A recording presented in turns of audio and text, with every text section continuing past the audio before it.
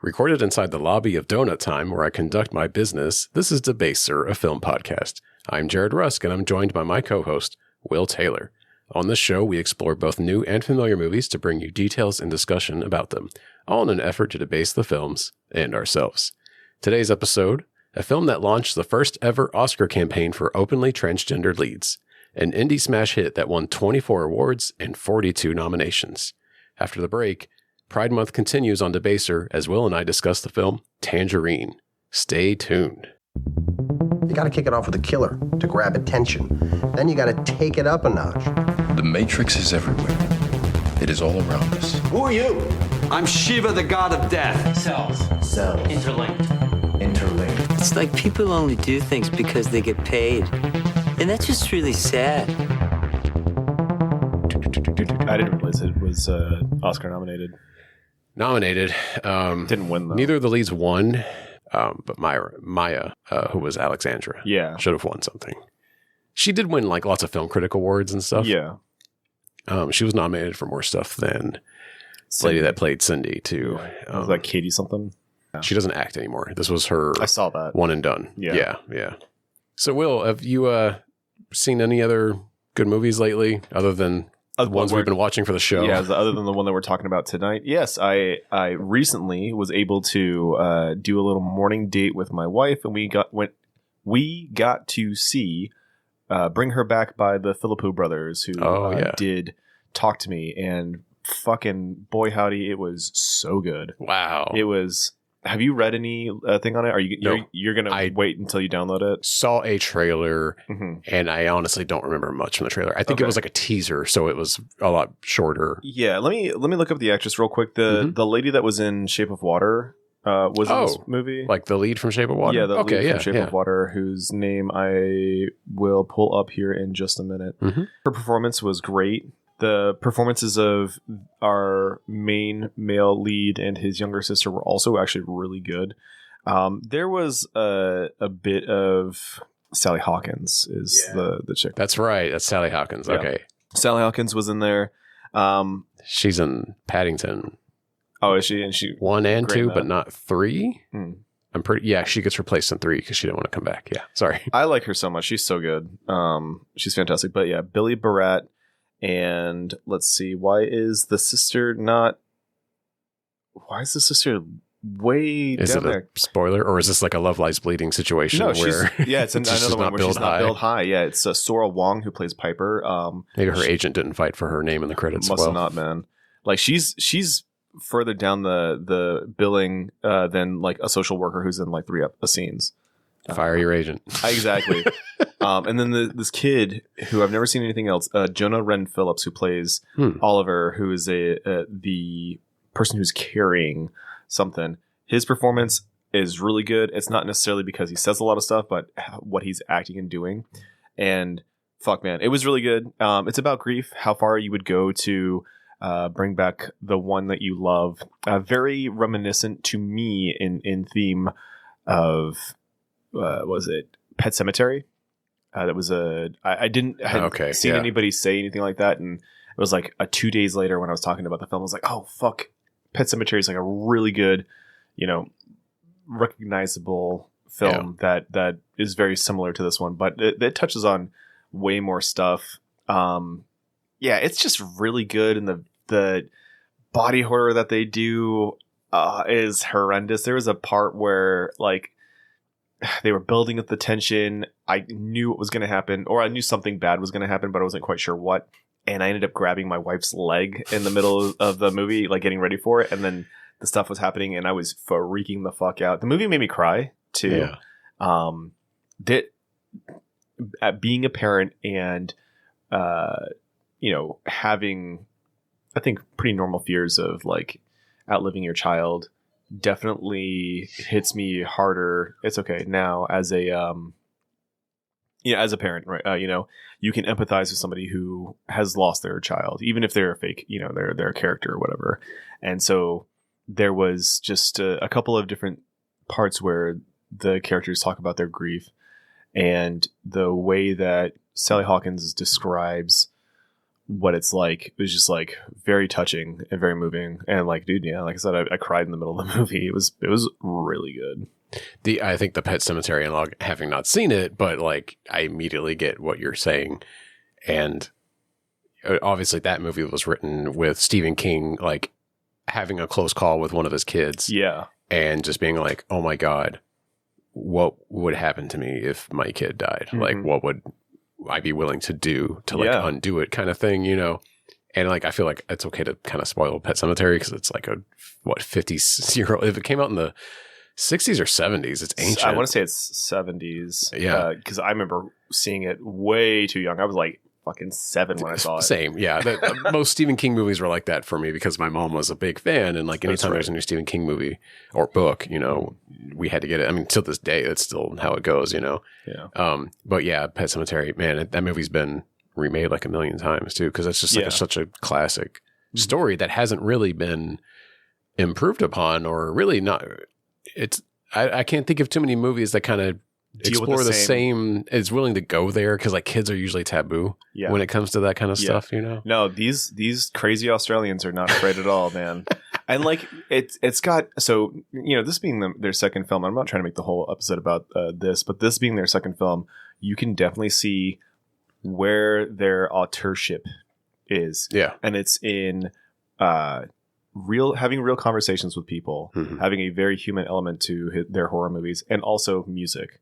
Like there was a lot of really good music in Talk to Me because it was like all about, you know, being young, being experimental. The talking to the other side is like, you know, presented as a drug. And in this one, music is used as not just like a celebration, but also like showing people's inner turmoil or their feelings and whatnot. They do a lot with sound, which is cool because one of the main characters, Piper, who's billed like 5th or 6th build, which is crazy. She's blind, and they have an actress who 100% is blind. And it was cool how they were played with sound with her. Yeah, man, it was fantastic. And, you know, it's actually to draw a connection between bring her back in the movie we're talking about, Tangerine. One of our characters, Cindy, who we'll be talking about in a minute, almost anytime she's like on a rampage, some heavy EDM starts playing and like really gets you in the head of somebody who's like living in chaos. Okay. This music was really big around 2015. Oh, yeah. It's not just EDM. It was a more specific niche. Oh, sorry. It was, if I'm not mistaken, this one was dubstep. Dubstep, yes. Yeah, dubstep like is what. Dubstep. Yeah, when it cranked into the dubstep, I was like, oh my God, this movie is very much of its moment with this soundtrack. Yeah. Yeah, that was shocking. So, hey. Let's talk about Tangerine. Perfect segue. Yeah. Tangerine, baby. I've been meaning to watch this movie since day one. You know, I just never got around to it. Yeah, you know what's crazy is because I want to when we discuss this film, I do want to kind of talk about the buzz around it from when we were, you know, younger, because this came out like a decade ago. 10 years ago, like almost to we're just like a few weeks off. That's crazy. July 10th, 2015. That's wild. Yeah. This episode will come out like a week before. No, sorry, 2 weeks before July 10th. It's coming out a week from today almost. Yeah, that's true. But anyways, but that not just when it came out, but like what it encapsulates of 2015. Yeah. I tried to watch this movie after I saw Florida Project for the first time because I'd known about it. Right. I had read about this. Like, oh yeah, that's that guy, Sean Baker. Well, it wasn't even, I didn't remember him. I just remember it being like the guy who did Tangerine, which was the movie that was filmed on an iPhone. You know? Yeah, that's the one thing everybody knows about this movie. Yeah. My intro bit was almost from a podcast being recorded on 3 iPhones. But I was like, you'd have to know that fact. And like, I'm like, this was 10 years ago. I don't think people remember this, but I'm glad you would have got it. There was no way that I wasn't going to mention that first and foremost. Because like, even when Haley sat down and was like, so what are we watching? I was like, well, it's a movie about 2 trans sex workers, and it's filmed on an iPhone. That's all I know. That's literally all I knew about it too. Yeah. And I remember it got so much buzz when it was coming out. It was like an indie darling. Exactly. It was made on like a shoestring budget, made a ton of money, and won a bunch of awards, or at least got nominated for stuff. So it's been on HBO Max for God knows how long, and I have actually tried to sit down and watch it once. and must have been really late at night, or I had something else I was doing, and I got to the end of the first conversation in donut time, and I was like, fuck, I can't do this right now. I can see that being kind of jarring, because if you don't know who Sean Baker is, it would be off-putting. But I had seen Florida Project first. So okay, yeah. It was literally me just being very busy. Yeah. Doing something. I just can't remember what. I will say. Yeah. I went into this movie cold. Just knowing that like it's about the leads are trans and that it was shot on an iPhone. Yes. And so I was like, I was the one pushing for us to do it for Pride Month, because I was like, we did a lesbian film. I would like to do a movie that focuses on trans people. I feel like that would help counter it, not counter it, but help cover a wider swath. Some bases that we haven't even touched yet, because for Pride Month last year, if I'm not mistaken, it was, God, what did we Oh, don't ask. I forgot. I have no idea. It's Don't very ask me what I did homophobic last if you week. do. Yeah. And during Pride Month too, that's fucking crazy, Jared. Goddamn. Get your shit together. Just listen, I had a baby. Okay. Yeah. So like, and you know how it is. You just have no short-term memory anymore. I'm very aware of what that's like. I had maybe 3 hours of sleep last night, and not for any particular reason. I just woke up at 3:30 and then just never got to go back to sleep. The baby did eventually wake up at like 4 a.m., but like it was just happenstance that I got up before her this time. Yeah. Anyway. Went into this movie cold. Yes. And had been advocating for it, but like, I think we should cover this. I think it would cover more of the spectrum that we should cover. It was between this and Call Me By Your Name. Right. And, we'll still probably end up covering that. Yeah. Even though one of the leads is like canceled now. Oh, you can tell me about that later. Let's not derail. But no, you know why. No, I don't. Army Hammer. Oh, Army Hammer's in Army that the movie? Cannibal. Oh my god! Yeah. Well, yeah, that makes sense. Huh? I didn't realize he was in it. Oh my god! Yeah, he's the guy. He's the guy. It's him and Dune guy. Timothy Chalamet. Yeah. Isn't it? Am I wrong about that? I don't know, man. I haven't seen it, but I'm fairly certain they're the leads. Also very homophobic. Also during Prime Month. Man, what the fuck is wrong with you? Listen, they're both straight dudes. I know. That's the crazy thing. And that's like, I guess. That was another reason why that was, because I knew this film actually starred trans people. And so I'm like, it gets the edge for me, Wow, it really is Timothy Chalamet and Armie Hammer. Okay, I'm glad I'm not wrong about that. 2017. It feels like it came out recently. I feel like Tangerine came out more recently than 10 years ago too. No, I knew that one. I only knew that one was like really old because, like I said, Florida Project. I remember like watching Florida Project and being Florida Project was profound probably 17 or 18, right? I want to say it was 2018. 18, okay. Yeah. Anyway, went in this movie cold. Yes. And then about 30 to 50 minutes into it, I started to get cold feet. Yeah. And I think I even texted you. And I was like, I don't know if we should cover this. I'm starting to be scared. Yeah. Because it felt offensive. Possibly offensive, yes. And like, I'm just putting this out there because I am a cisgendered hetero man. You're bisexual in this month only. Let's get it straight. But I try to be an ally. Right, yes. And we want to be, I guess full disclosure or disclaimer, well, both of us are not of this walk of life. And so we want to be, how do you say, respectful, and we don't want to maybe talk too much on a subject that we don't personally know. And we don't, we don't want to talk about it as if we know what it's like. We only have friends and relatives that we can, empathize with through, and that's what, the whole point of the movies. And this is a point that I actually haven't brought this up on the show in a while. Yeah, we haven't talked about it. But it is my favorite thing to say. And it was a Roger Ebert's thing was that, and I've reposted the video of him saying this on the Debaser account. But Roger Ebert's whole thing about movies is they are the great empathizer. Yes. Movies are a portal to allow you to view what other people's lives are like that you would never understand or be able to experience yourself. That is one of the greatest things that movies can do, and it's how they should be used. And I think, the trans experience is something that is perfect for movies to showcase to people that would never have any idea. Because obviously there's a lot of really fucking evil people out there right now that are unfortunately in power also that would like to see those people, not just oppressed, but exterminated. Yeah, frankly. Yeah. Gone from this earth. I'm fairly certain, the fucking asshole that's in charge of the health department right now, the Health and Human Services secretary, would think that the world would be better off if they all died. And It's not right. yeah, That's not right. so Everybody has a right to exist. Everybody. Yeah. We live in a. unless your last name's Kennedy. Yeah, that's true. But hey, nature's been doing its work there one way or another. Oh, you don't think that voice is natural? You think that's just like a normal? Oh, that I don't know about that. But everybody has the right to exist and pursue pursue happiness. The inalienable rights. As Kid Cudi once said, I'm in the pursuit of happiness. Yeah, I'm saying the inalienable rights that this country was originally founded upon that has clearly been forgotten by those who want to hug the Constitution more than anybody else. It's crazy. You should be able to be who you are at your core, unapologetically yourself, as Pedro Pascal once said to me and many others in a convention hall in like 2017. And then he gave me a high five and I turned into butter. It was crazy. Oh, but yeah, trans rights are human rights. our deep felt Yes. sympathies to our trans friends and homies and listeners everywhere. Exactly. We're going to get through this, not to get that heavy this early, but Yeah. Anyway, that's why we decided to cover this. But about halfway through the movie, I was like, Is this oh offensive? no, is this actually offensive? Yeah.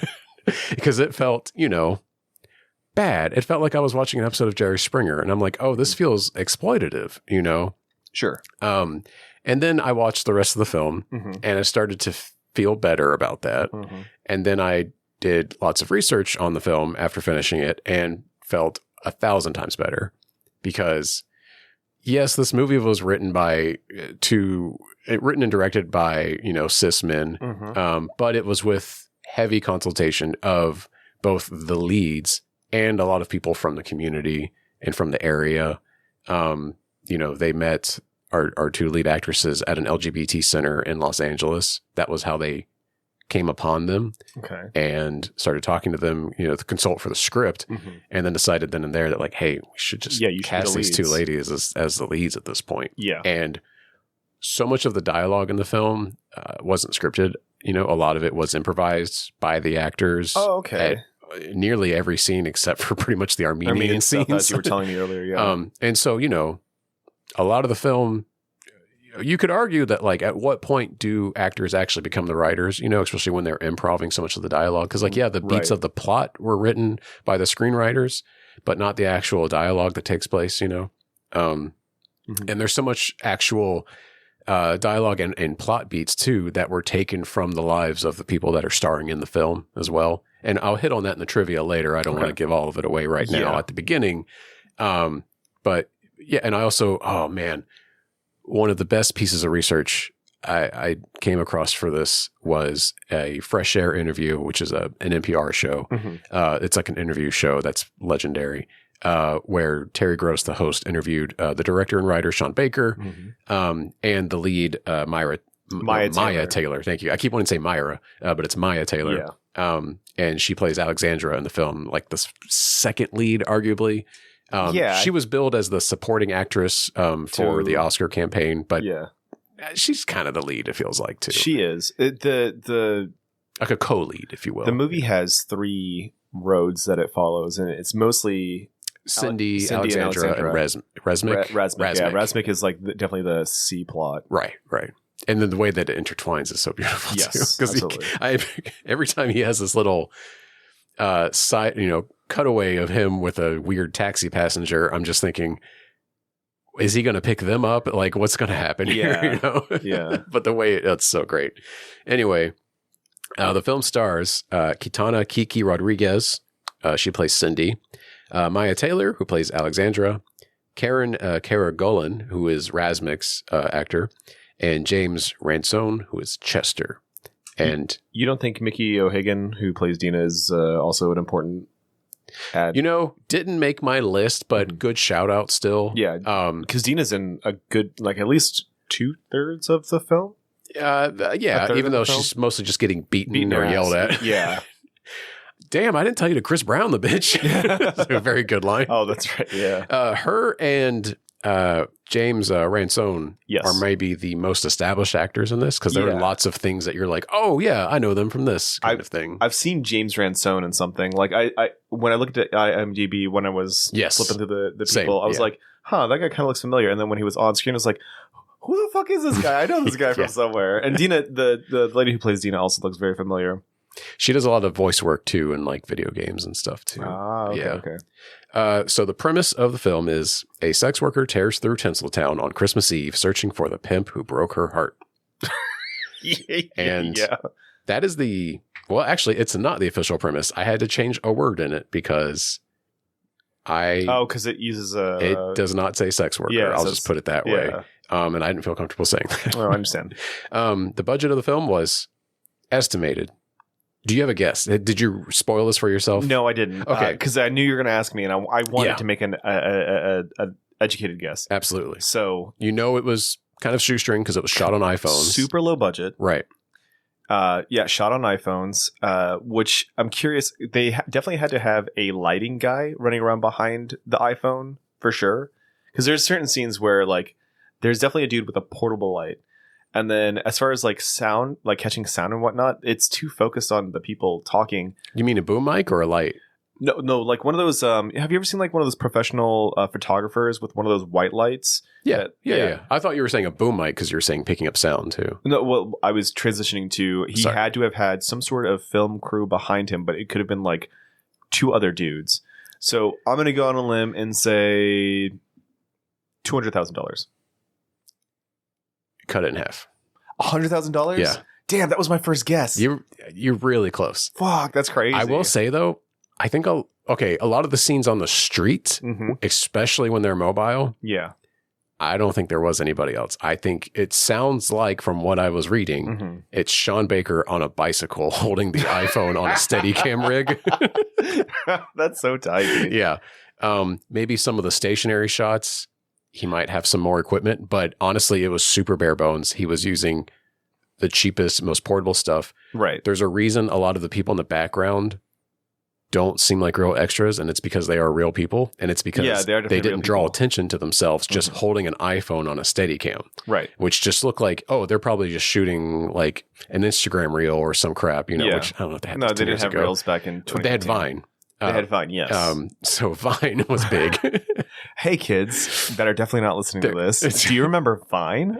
Which I think went down a year after this movie came out. Because like there was an actress in this movie that was hired because she was a very big Vine star. I'm not going to get into it because she's a bad person, but well, allegedly maybe. She's associated with someone very evil, so I don't want to talk about her. Right. I found out she was cast because she was a Vine star at the time. That makes sense. And it has pivoted to Instagram and YouTube, of course. You can definitely see like there are definitely some people who are walking around that like have quizzical They looks. clock the camera and just kind of look at it and then look away, just interested, Yeah. There's the bus stop scene, especially when Cindy is smoking the cigarette. There's lots of people just kind of being looky-loos, like, you can tell. What the fuck? Yeah. Do you want to guess what it grossed? You said it made a bunch of money, so I'm going to say it had to be in the millions. I mean, like 1 million is still, 10 times what you put in. So I'm going to say, let's go 12 mil. No, you're way overshooting it. Sorry. Okay, sorry. It was a very limited release. Okay, so it made like indie circuits. It was 900,000. And change. Shit. Okay. Yeah. Sorry, I maybe oversold that one. Still 9 times more than exactly. It made 9 times its budget. Yeah. Made on a shoestring budget. Became an indie darling. Won tons of awards. I mean, it definitely. This was Sean Baker's first film, if I'm not mistaken. No, it wasn't. Holy fuck! You're kidding me. I was gonna say this like jump started his career because the only reason why I fucking know about this guy is because of Tangerine. It's one of it was probably his first big movie that broke into the mainstream. Gotcha. Because I don't even think his other movies were rated by the MPAA. Like they're that hard to find and get a hold of kind of thing. They weren't released like theatrically. This had like a very limited release. It was what is it called when it goes to like very small indie circuit theaters, and festivals? I don't know. I have no idea what the term for that is. I can't think of it at the moment. I was going to sneeze. I don't follow the fucking cans, shit. Oh yeah, and when you look at all the awards it won, it's all these like weird film festivals you've never heard of, all across the world, because they just entered it anywhere they could, and that's how they got eyes and made money, too, right? But yeah, I made 900,000 and change, which still was incredible. The film has a 96% on Rotten Tomatoes. Yeah, I can very, understand very that. good. Yep. And in his review of Tangerine for Vanity Fair, Richard Lawson gave the film a positive review, writing, "Told with simplicity but deep empathy, Baker's film sports a refreshing, sober, grown-up worldview that refuses to judge, sensationalize, or do anything other than show lives as they may be, and perhaps are." Film critic Jordan Hoffman also praised the film, writing, "Tangerine offers a warts-and-all depiction of a subculture seldom treated with respect by straight society. The movie handles it in a sincere way that's entertaining, too." Oh, we can just turn off the pod now. I know. That is, We're not going to say anything better than that. he literally stole the fucking words out of my mouth. This is exactly how I feel about this film. Yeah. He got it down like pat. I know. That's why I pulled it. And especially for 2015. Yeah, You know? I know. How many right? people had that progressive views of trans people in 2015, you know? That's hard because, like, Yeah. not to be mean, but cringe compilations were huge on YouTube. God, yeah. You know, just being very mean to marginalized groups like the trans community, Especially like, trans individuals. Yeah. and like outspoken feminists and whatnot. Right. Yeah. And you know, it's gone very far in either direction Yeah. too. I mean, there's people who've made it their whole personality Mhm. to hate these people and want to destroy them. And then there's more and more people who have gained acceptance and been like, who cares? Yeah. Why is it a fucking problem? You know? Community. So That's yeah. crazy. Over on Letterboxd, user Comrade Yui, who has appeared, I think, 3 times This on this is the show, third time. Yeah. gave the film 4 stars, saying, "Sometimes a Christmas miracle is finding solidarity with someone over having sucked the same dick." Dude, how I gotta ask Jared, how is this the same? I have to look up and see if I this is know. the same person that wrote the fucking Rebel Moon thing, because I added him as a friend on Letterboxd because You're I'm like, I need to see all of Comrade Yui's I reviews need going to forward. know, dude. This is crazy because like this is good. I need to dig into this man's brain or this person's We're brain, going excuse to explore this person. I think I said guy earlier. I'm going to say Yeah. person because obviously me. whatever. We have no idea. Yeah. No. And also we don't need to gender a stranger. This is true. Whatever. Yeah. But we're going to like have such a deep connection with this person's like film reviews, and I can't wait because like maybe, the Zack Snyder movie thing. What the fuck is that stupid movie Rebel called? Moon. Rebel Moon. Yeah. Maybe their Rebel Moon review was a bit. Do you think that was a shit post? We're going to watch. yeah. We're going to have a different answer every other episode. I didn't realize this, but Sean Baker did Greg the Bunny. Yes, I used to watch that. I did when I too was on a kid. IFC, and then the follow-up Warren the Ape. Yeah. There's actually a few people from those shows that have like small roles in this movie too. Yeah, I didn't. I remember Warren the Ape when it came up, but I didn't watch it I loved that it was a goofy ass because I was 20 at that time. sitcom. Same, yeah. I was like watching cable like at my parents' house, and I was like, "What is this weird show that's obsessed with like making fun of movies?" You Dude, know, I haven't had cable since I was 18. So like, if it wasn't on streaming, I wasn't watching. Oh it. yeah, I had really sporadic periods in my life where I had cable. Gotcha. And they were also like when I watched the most TV, so it was Right, clearly yeah. bad for me. Yeah. But yeah, I loved Greg the Bunny. Great show, very weird. Mm-hmm. And then Warren the Ape too, when they like IFC brought it back a little later. Yeah. Dude, IFC was like fundamental in some of my So good like, around music, that time. And also the Comedy Bang Bang Show, like was on that. that Oh, was, I didn't realize that was instrumental for no me. shit. Yeah, because I watched that before I listened to the show, like Okay. the podcast. The podcast has been around for like 20 years now, almost. But yeah, they had a TV show that ran like 7 seasons, and it's phenomenal. It's so good. Wild. Okay, I got a summary All right. that I'm pretty proud of. I typed it up myself. Yeah, today. I know you were talking about it. I'm proud of you for typing it up. I don't always get to type up my own summary, and sometimes I'm just kind of winging it. Full disclosure. So, Cinderella, a transgender sex worker, fresh Goated. out of jail. Goated. The best. I love her. She's fresh out of jail after a 28-day stint, and she's meeting with her friend and fellow trans sex worker, Alexandra, my goat, Okay. my favorite person in this Okay. movie. Gotcha.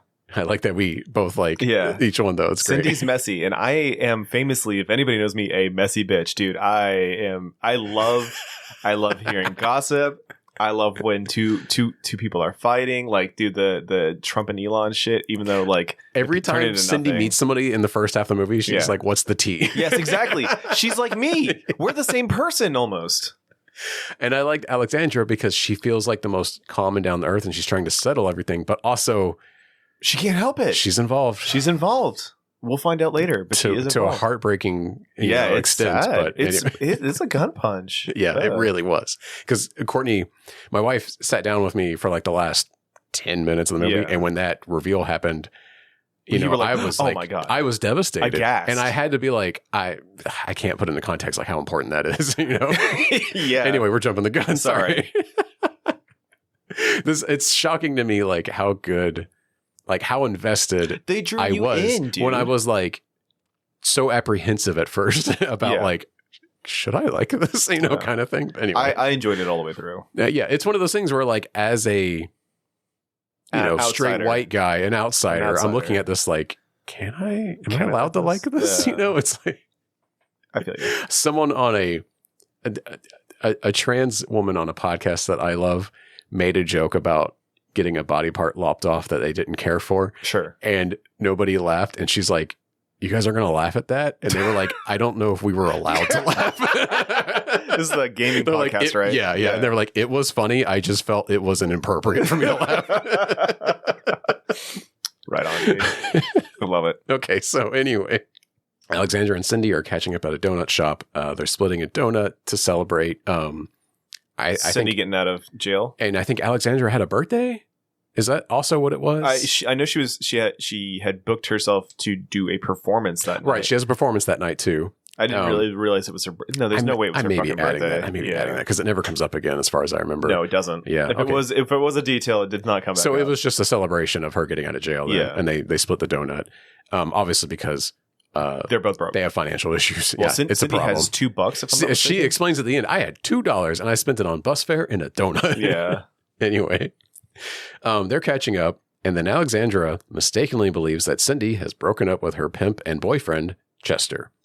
And she lets slip that he has been cheating on her. With real fish, as We she have says. to get into that. Okay, So, did you write a thing? No, but I can You just got it. wax All right, on it. cool, go I for know it. off because I researched it, Okay. and it came up in the Terry Gross interview, by the way. So Terry asks her, like, you use a term in this movie, fish, referring to a cisgendered woman. Yes. She's like, is that a real term? Is that something you heard on the street? And she's like, yeah, it's actually, it's an older term, Mhm. and it's kind of, Yeah, it's looked down upon derogatory. now. Yeah. Yeah, because if you think about it a little harder, you figure out where it's coming from. Yeah. And then, so it is a derogatory term. So it's not, It's their word. They can say, well, I guess maybe you should bleep it out. I mean, it's a. I know, I'm just in this fucking- context, I think it's fine, and just I'm not fucking going to say it again going Yeah, forward. yeah. But because it's important to know for the listener who maybe hasn't seen it. Mhm. But is it a derogatory term for a cisgendered woman, and it only infuriates Cindy more. Yes. So Cindy, like, the film warps around her exploding about this basically, and she storms out of the donut shop on the warpath, and like this is when the dubstep The EDM just starts playing, drops. yeah. And It's so good. maybe the most dated thing about this movie, other than the footage looking like the iPhone. it came off an iPhone. Yeah. And also Donut Time being in business. Is it? It's out of business. No, I mean, are they at Donut Time in the beginning? Too? Yes. It's the same store. Dude, it's poetry. It rhymes. Okay, because when she shows up later and he's like, I've been here all day. It's like And she knows kind of that- makes a face and she's like, fucker. You know? Yeah. Okay, so that is No, why. it's the same place. Okay, so Yeah. George Lucas And did that's have why- a hand in this movie. Yeah, he did. And that's why, like, even when she finally gets the information out of Nash, when he's like, he's at Donut Time, she's like fucking pissed. Like, you can see it on her face, like, fuck, are you kidding me? That's where I started. Yeah, that's where she stormed out. And she's been walking all over all the over town. the place, and she barely has any money for bus fare. Like, Yep. yeah, it's very frustrating. Yeah. So Cindy's infuriated, and she becomes like laser focused on rampaging across Los Angeles, tracking down her boyfriend Chester and his mistress. Yes. She has, Who starts with a D. the only clue she has to go on is that her name starts with a D. She starts interrogating everybody that she comes across, Yeah. like from her friends to like this poor old guy running like a food line Yeah. for people. Well, the guy wasn't running a food line. He was at the head of the food line. Oh, I thought he was the guy running the joint. No. Okay. No, he was just it was a guy who the buys Santa drugs. guy. Yeah. Yeah, off and then of, Chester. another pimp. And Yes. although he denies it, but then later Chester is like, yeah, he's one of my pimps. Yes. which I caught and was like, I fucking knew he was. What else was he doing there? He wasn't serving food.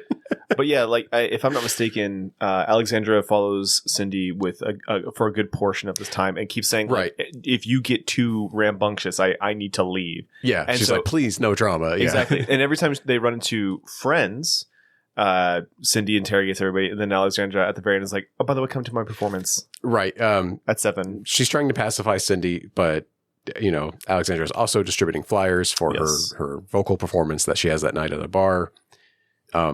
And that obviously that's important. It is Chekhov's vocal performance. This is true. Yes.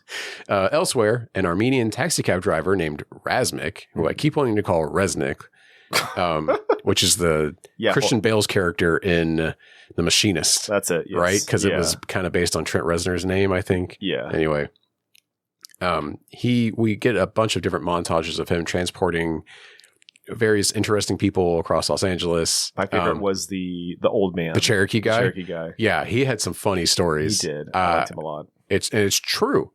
His real name, I don't have it in front of me, but his real name is not Mia. No, it's something else, but it was named after birds that were outside his mom's delivery room. Yeah, so funny. It wasn't the same bird that he uses in the story. Yeah, his name's Clue Gallagher. Gulager. That's not his. That's not his real name. I don't think that's his Cherokee name. Is the thing? Gotcha. Yeah. But I found this in the trivia section when I was researching it. But like his real name, his real Cherokee name was based on a bird that was outside his mom's delivery room. He was fascinating. I would have. I was getting like Johnny Cash vibes off of him a little bit too. My wife asks, "Is he going to die in the back seat?" Because he looked like he was going to have a the way he's like attack. Hunched over. Oh, it was scary. Yeah, and he's like, "Yeah, just take me anywhere." I was like, "Oh no." There's also the old lady that put down her dog. He's like, that dog's very well behaved, and she goes, it's empty. And you're like, you can read it on her face before she got in the cab. You just know that's what happened. It's so sad. Yeah. But anyway, Raznick, a bunch of like non sequiturs with him transporting various people across town. And it makes you ask the question, how is he involved? Right. And then eventually he picks up 2 drunk guys trying to get to another party, and they throw up in the back of the cab. It's so tight. It's such a crazy scene. Yeah. We're going to break that down later. Oh, okay. The throw up scene. So Sean Baker. They had to have get somebody to throw up in there, did they not?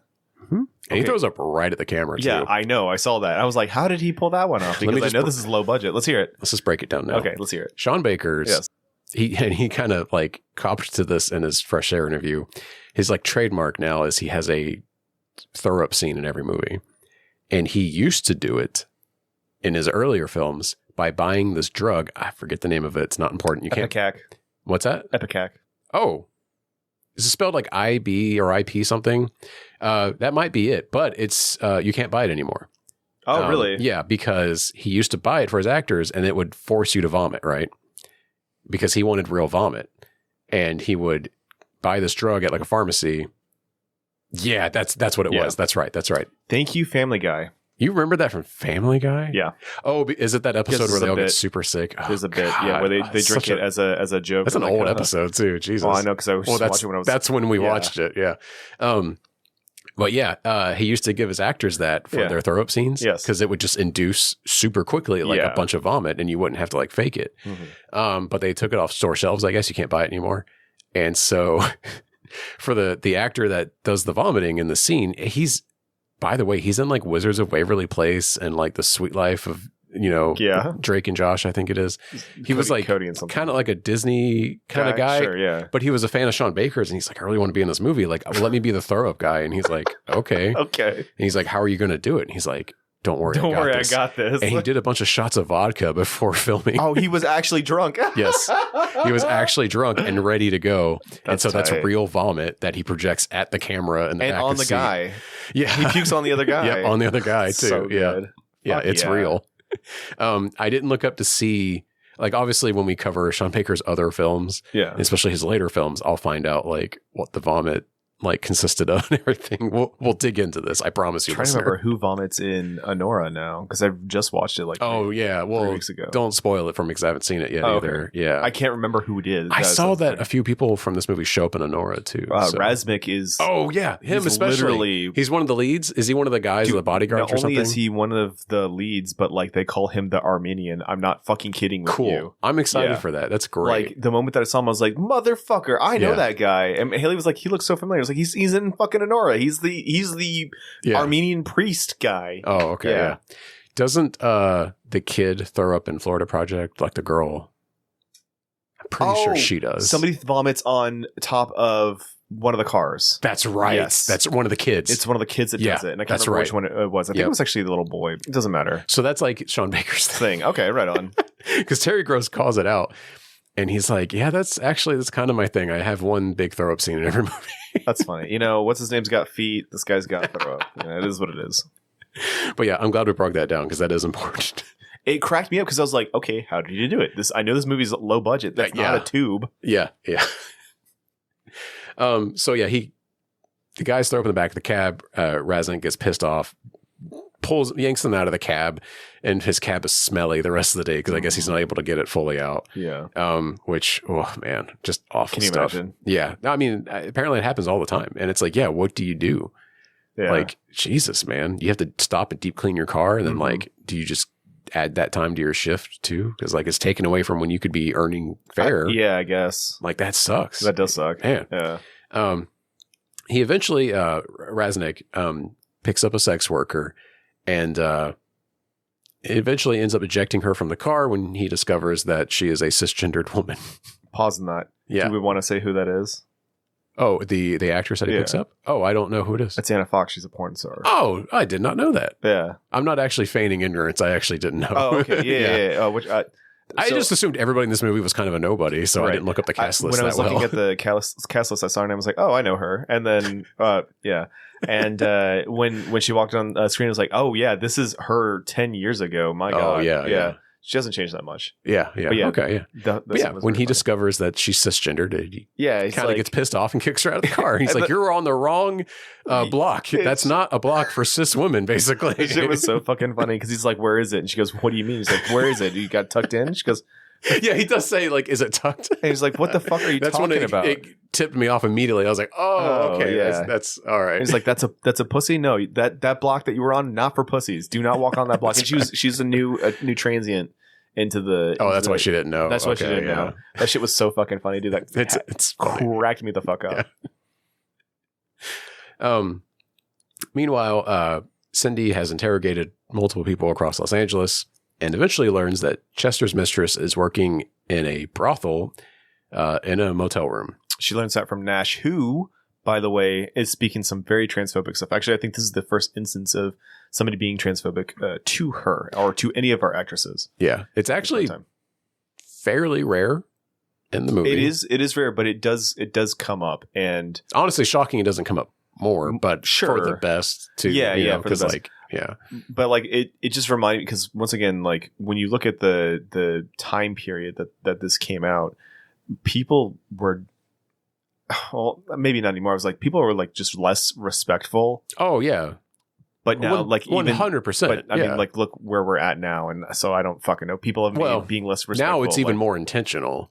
Yeah. But back then, it was maybe out of ignorance. Nash is being intentional. Yeah, because Nash is an asshole. Yeah. But 1000%, like in 2015, like I would not have been proud of like language I used, and it wasn't even intentionally offensive. It was just I didn't know. Yeah, it was from what the correct terminology and things. Like I didn't say sex worker back then. Right. You know what I mean? And like I've learned now. Yeah. But like, yeah, we've come a long way. Some of us.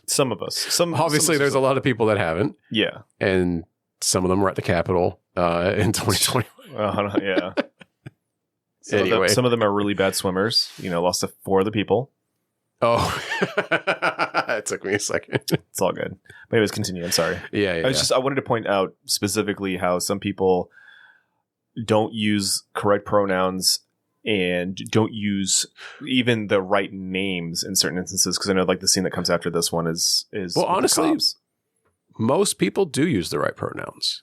Like, I was kind of surprised it wasn't a bigger issue. Sure, but Nash called Cindy a man. Well, right, but they're having a very heated conversation. Because there was lots of scenes where they just meet somebody for the first time, and I'm like, oh, I'm kind of surprised they're using the correct pronouns here. Sure. But, like, also that's, I don't think the movie wants to constantly remind you, like, make it a kind of like a chore that's like, by the way, like, this person sucks. They're being transphobic right now kind of thing. You know what I mean? Like, it's also trying to be joyous.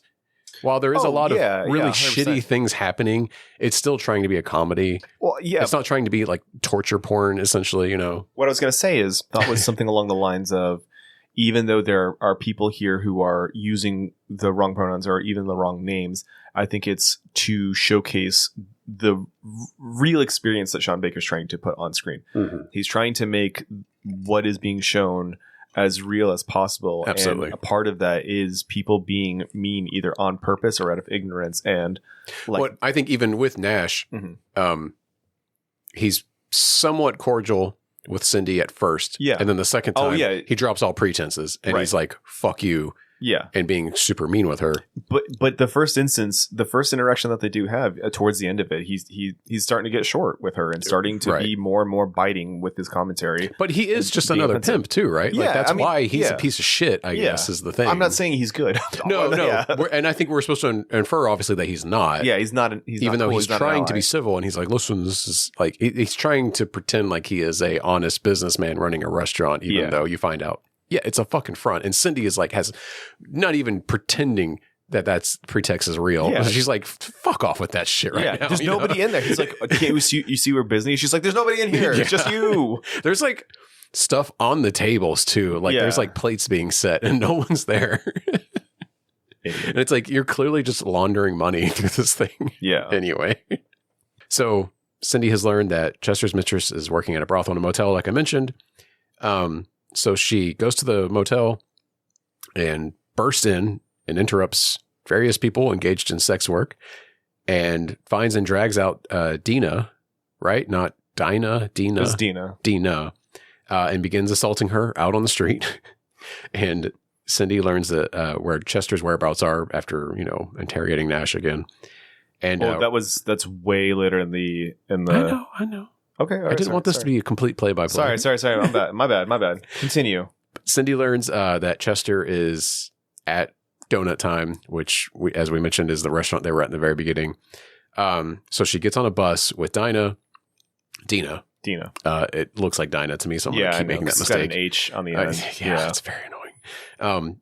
She gets on the bus, and then she's starting to head to Donut Time, and she realizes it's after 7. 7 o'clock was Alexandra's performance. So she goes, shit. She goes, we got to make a detour. Yeah. So they go to the bar instead. Now, I want to pause. Yeah. The bus scene. So how many people on the bus were not actors? Oh, God. Maybe none.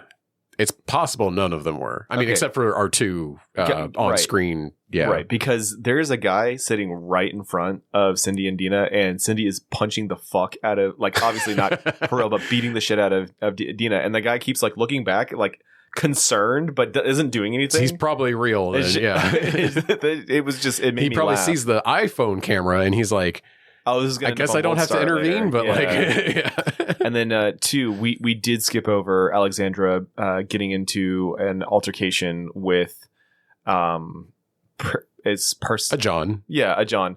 And, the cops are, dead naming her inside the car, but then calling her Alexandra outside of the vehicle when they call her Alexander. In the car. Oh, I didn't catch it multiple times. I thought it was just Alex. No, yeah. Okay, good catch. Okay. The lady cop turns to the other guy's newer, and she's like, "Oh, have you dealt with Alexander yet?" Right. Yeah. Because has apparently met her before. Yeah. Exactly, and they refer to her as he and all that shit. And also, we're skipping over when Razmik picks up Alexandra and has the. I'm circling back on that. Okay, gotcha. I have the timelines a little out of focus. Gotcha. For the summary. Oh, shut up. It's okay. Go. So meanwhile, Razmik, after the drunk guys, he comes across Alexandra, who just happens to be walking by. And we realize that they already know each other. They're like well acquainted. They're basically friends, but also in a transactional way as well. So Razmik picks her up, and they're both very happy to see each other. And, I think they both mentioned that they've had rough days. Really basically. rough days, yeah. And then they go to a car wash and engage in fellatio. Mm-hmm. And then she buys him a Tangerine air freshener for his... Are you positive it's a Tangerine air freshener? I am willing to slap bet you that it is. I'm not going that far. See, that's how much I believe in myself. So your theory is that the name of the film comes from the air freshener that she buys him at that. That's all I've got, dude. Because like there is a part where it's just him driving with nobody else in the car, and the camera is very focused on the air freshener, right? And it could be because it's a sign of goodwill. It's to show the closeness that these two people, or like the relationship that these two people have fostered, whether or not it's beyond transactional or whatever. But like, obviously the car smells. He's had a rough day. She buys him an air freshener. It's of tangerines, And like, she is not someone with money. Money, no. Like, she does it after he pays her, obviously. But she still took. Yeah. This is not someone who like, oh yeah, just add it to like my bank account kind of shit. You know what I mean? Yeah.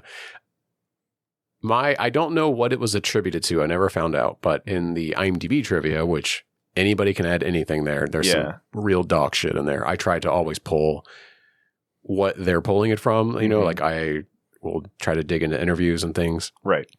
But in that it is listed that the name of the film Tangerine comes from the color of the sky in Los Angeles in the evening, which this movie is like I can definitely see that burnt orange, like tangerine color time. Almost the entire movie until the night comes. Yeah, you're right. Yeah. That's probably what it actually is. But again, I don't have a source for that other than someone just dropped it in the IMDb trivia. I don't have a fucking source, dude. I'm just inferring what But it's a good catch because I didn't notice that was the color or the scent of the air freshener. Right. So it could have been a little Easter egg. Watching that bad boy like a fucking hawk. You were, yeah. You were like, I don't care how bad the pixelation is on this iPhone 5S. I can read that shit. It was a 5S? 5S. Bro, we are on 13, I believe, is what this is. I think That's crazy, dude. Yeah. Holy shit. Yeah, because and this was 10 years ago. It's another fun fact. So he used 3 different iPhone 5Ss, right, for the movie to shoot it. Yeah. One of them he had to sell to make his rent at one point before the movie was finished. And then the second one became his personal cell phone for a few years. And the third one he donated eventually to a film museum. That's crazy. Yeah. That's really neat. Yep. I gotta quit like idly scrolling when I'm talking. You're good. I'm sorry, man. I keep losing my place. Fuck. Yeah. Oh yeah. So Alexandra, in addition to buying him a air freshener, she also gives him a flyer for her performance that night. And then Razmik goes home and spends Christmas Eve, because it's Christmas Eve, right? Which I think has only been brought up one more time or one other time so far. Yeah, with his family, like his extended family is there, including his wife and infant daughter. Now, at the bar at 7:00 that night, the owner is threatening to bump Alexandra's show as no one has arrived. She's been pitching this all fucking day to a bunch of different people. Yeah, to dozens and dozens of people. Clearly, it's been a big thing for her. She tells Razmik even, and like tells her like all my favorite people will be there. Cindy will be there, and no one's there, and she's clearly disappointed. But she's negotiating with the owner to try to let her go on anyway. Yeah, and then just as she's about to be completely deflated, Cindy comes running across the street from the bus stop, dragging Dinah with her one fucking shoe. Yes, she's got one flip flop on, like the rest of the movie, basically. And so the owner reluctantly lets them in and tells Alexandra she can do her show. And so they're prepping in the bathroom stall, which is serving as a green room. Yep. And in a sweet moment, Cindy, offers to do Alexandra's makeup. Because that's like what she's good at. Yeah. That's what she claims. Yeah. Right. And then, she makes some progress, and then Dinah retrieves. What did you think it was? It's a crack pipe.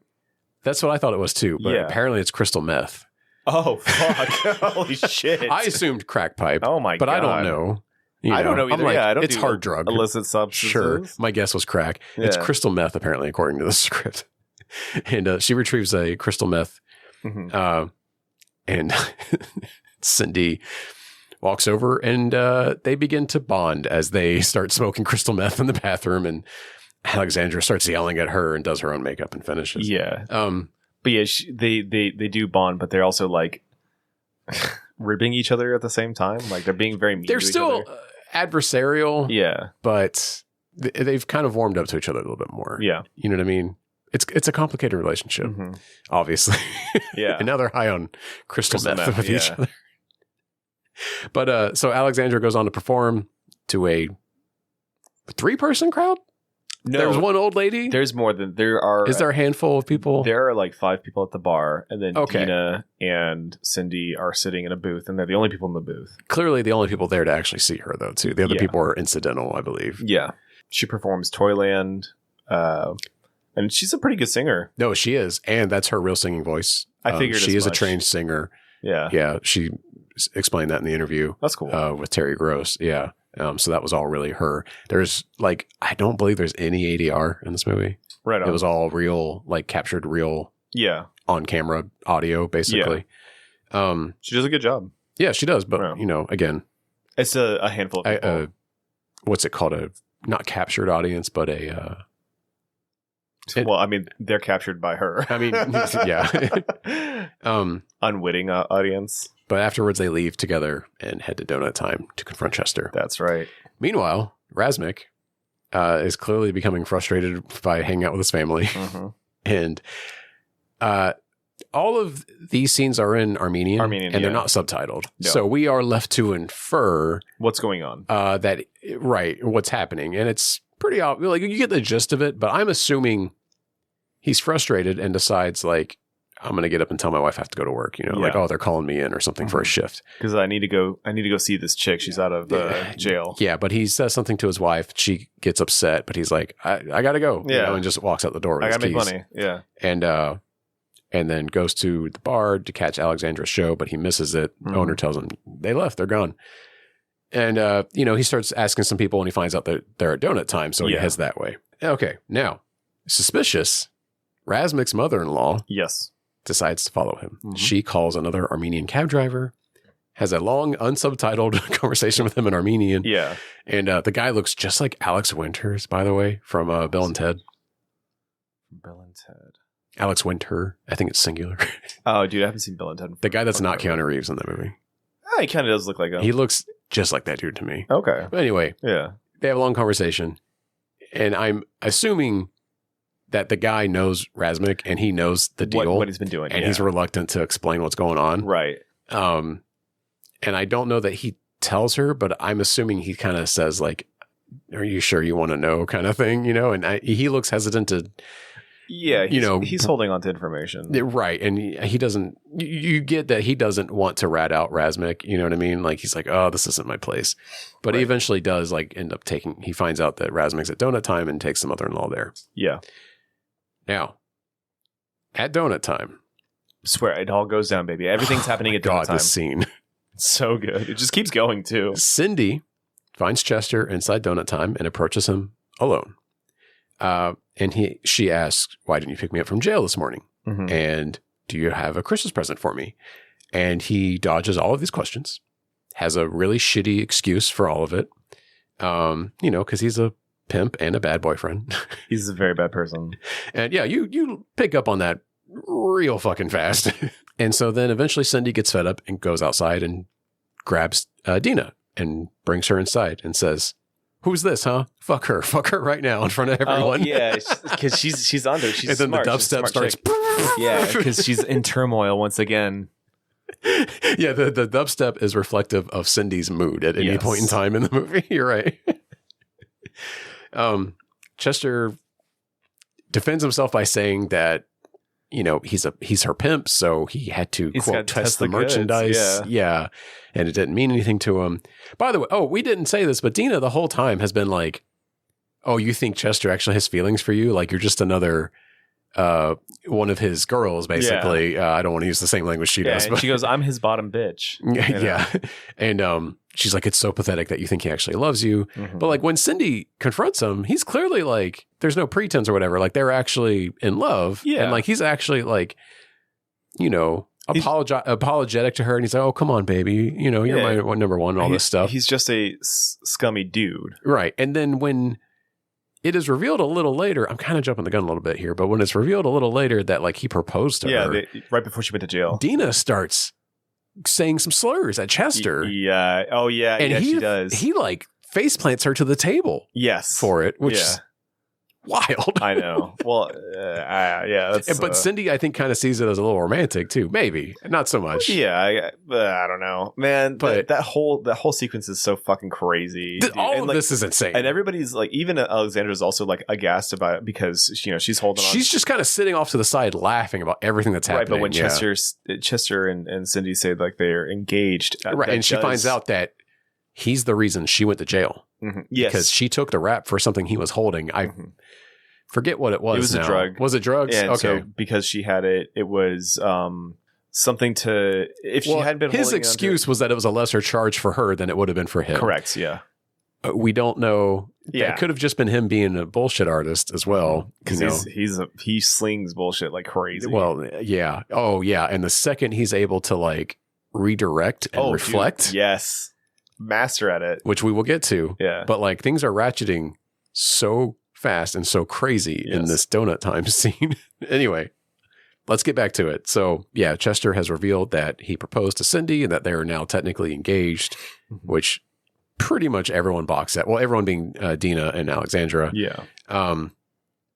But then they're interrupted by Razmik, who comes into this donut time and just wants to see Cindy. Maybe for a date or what have you. Yeah. And she's like down for it too. And Chester's like, whoa, hold on. We're having a conversation. And then she's like, are cheating on your wife if you're well, hang on. That hasn't happened yet. Hold on. Okay. Well, we're getting there. Okay. Because she keeps calling Chester a cheater. And he's like, no, I wasn't because I had to test the product. And, And Dina's like, and then Cindy goes, Dinah, how many times did he fuck you? And he goes, don't answer that. Yeah. And then Dina's like, at least 10 times. Yeah. And she's like, you had to test the product 10 times to know if it was good. You know, like shit like that. So that's like a common theme in this conversation. Right. Is what is the line? So Razmik shows up. Things are getting a little tense. And then Razmik's mother-in-law walks in. And then things really go through the roof. And I think everyone assumes it's his wife at first. Yes. But she picks up a cell phone, calls the wife, who starts heading over there with the infant daughter. Yeah. And Razmik starts to panic. Everyone's yelling and shouting. The donut time owner is like, you need to leave. You guys need to stop. Like, shut up or I will call the cops. Mm-hmm. Chester keeps trying to be like, hey, guys, cool it. Like, I'm not getting kicked out of donut time. This is where I conduct my business. But he also can't help himself. You're ratcheting up the fucking goofery too. Yeah. Like, he cannot help himself. All of them are making fun of the mother-in-law, which is so funny. They are, but also they're like, oh, that's such a cute blouse, you know? Yeah. Like I think you guys shop at the same store. Yeah. I don't know my God. When the wife shows up, that one I'm not sure about because I can't tell. I don't know enough to be able to tell. Sure. But later, when they make fun of the wife's hair. Yeah. And I cracked up because she does have awful hair. So sad. Because I was thinking it the whole time, and when one of them makes a dig at her hair, I was like, oh, thank damn, you. There it is. That I can relate to. Yeah. Anyway. Eventually Razmik's wife shows up carrying their infant daughter. She's screaming and crying. Yeah. The wife's yelling at the mother-in-law. The mother-in-law's yelling at Razmik. He's trying to defend himself, saying, it's not cheating. I pay for this. Like, that's some... Oh, my God. It's just chaotic. But we're not doing it nuts. Enough service. You have to see this scene. It's pretty crazy. Kind of transcendent at how nuts it is. Especially because you were telling me that there are Armenian actors, other than the guy who plays Razmik, don't talk English. Don't speak English, right. And he had to serve as the translator on set for them. And they're still conducting this like multi-layered conversation, you know, a la Uncut Gems, where it's like 7 different people talking over each other, you know, and it's still like cohesive. You can clearly understand what the fuck is going on. Mm-hmm. It's good. It's artful. Also, I told you this off pod earlier, but I want to bring it up because it's a cool fact. Yeah. There's a point where Chester says something about Razmik cheating to the wife in Russian. Yeah. And she understands it because she grew up in Armenia when it was under Soviet rule, and she would have learned Russian in school. Mm-hmm. I just think that's a super cool fact because he doesn't. Really none cool. of them realize they're Armenian. They just think they're Russian or something. They make like multiple jokes about what ethnicity they think they are. Yeah. And then they even keep joking about what they think they're saying. And they're like, at one point, I think Alexandra goes, she called me a Mika. Yeah. Mika Miga? It's like, what is that? I do think I laughed the hardest at that during this whole scene. It was really good. Eventually, they're all kicked out, all 8 of them, out of the store. The Donut Time worker is like, I'm calling the cops. Get out. Resnick and his whole family go home. Yes. Still clearly upset. That doesn't get resolved either. No, we just see Resnick. His storyline resolves with him sitting in the dark alone by the Christmas tree, kind of just, contemplating, I guess, his decisions. How fucked his life is. Boy, yeah. And then, meanwhile, outside of Donut Time, Chester and Cindy are kind of making up. And then it eventually comes out that Alexandra is the source of Cindy learning that he was cheating on her. That's right. And then he immediately sees an opening and uses this to pit them against each other. That's right. Because and Dinah too. Dinah's also gets involved in this. The girls are all fighting with the wrong person. They should be fighting with Chester. He is, yeah. He is the ultimate evil. And then, so Chester reveals, oh, well, I bet Alexandra didn't tell you that we had sex too while you were in jail. 3 weeks ago. Well, okay. He says 3 weeks ago. Was that implied to be before in jail or while she was in jail? While she was in jail. That's what I was thinking. 3 weeks before her, because she was in there for 28 days. 3 weeks is 21 days. Right. So it had to be during the incarceration period. Okay, perfect. So, and that obviously hits like a fucking bombshell. Mm-hmm. We were saying, I think at the top of the pod that like, it's a real gut punch when that happens. It is. Because of all of the tensions here, Cindy and Alexandra have each other's back. That's right.